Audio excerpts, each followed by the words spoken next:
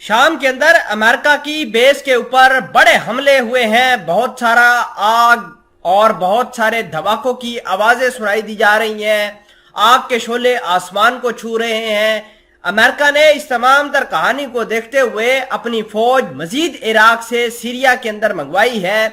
आपको यह भी बता दें कि आग के शोले इस कदर ज्यादा हैं कि बहुत सारी जो लोकल हैं उनकी भी मदद ली गई है ताकि आग के शोलों को कम किया जा सके।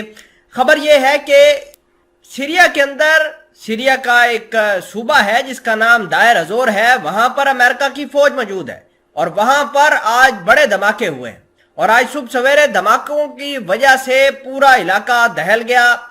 और इसी बीच अमेरिका ने अपनी फौज भी बहुत सारी वो मंगवाई है नदरन इराक से ताकि हालात को कंट्रोल किया जा सके।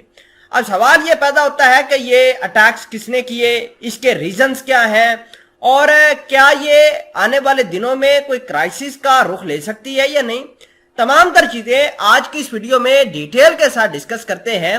छोटी सी गुजारिश है कि आप हमारा यूट्यूब चैनल हसना टीवी को सब्सक्राइब करके पास मौजूद घंटी के निशान को दबा लें ताकि लेटेस्ट न्यूज आप तक बर वक्त पहुंचती रहे।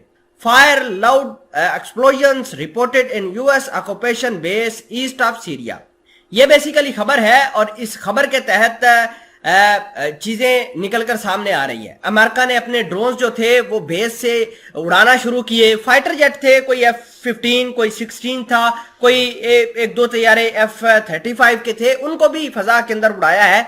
और जो वहां पर इंस्टॉल मिलिट्री इक्विपमेंट था उनको भी डी इंस्टॉल करके उनकी पोजीशन चेंज की गई है।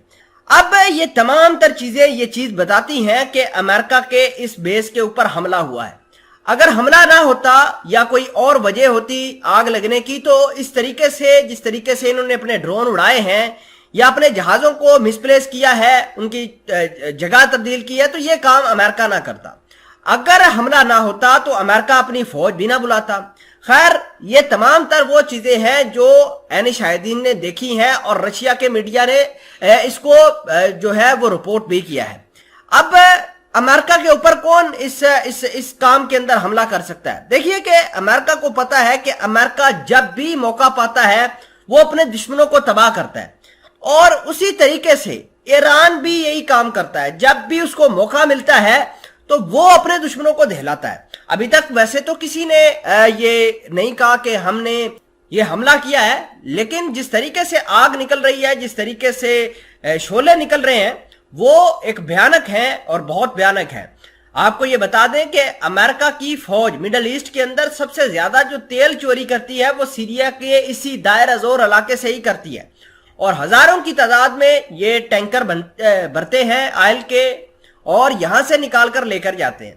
तो ये तमाम तर वो सिचुएशन है जो लोकल के लिए भी बड़ी खतरनाक है और लोकल जो है शामी लोग वो भी अमेरिका से इसी वजह से इख्तलाफ करते हैं क्योंकि उनकी अपनी जो तेल की तनसीबात है उनके ऊपर अमेरिका ने कब्जा किया हुआ है और उन लोगों को तेल मिलता नहीं है। अमेरिका यहां से तेल चोरी करके मिडल ईस्ट के अंदर अपने फौजियों को फराहम करता है।